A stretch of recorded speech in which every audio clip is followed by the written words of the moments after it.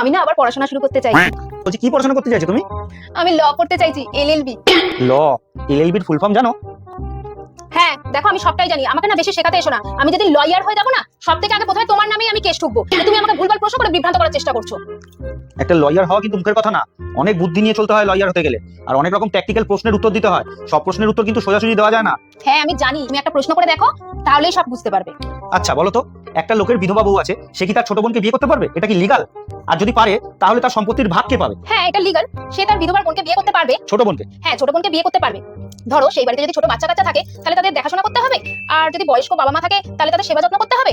আর ধরো সে যদি চায়, তাহলে তার স্বামীকে সম্পত্তির সম্পূর্ণ ভাগ দিতে পারবে। বাহ, তোমার মাথায় তো দেখছি ভীষণ বুদ্ধি। তোমার তো উকিল নয় গো, তোমার তো জজ হওয়ার মতো প্রতিভা দেখছি। হ্যাঁ আমি জানি।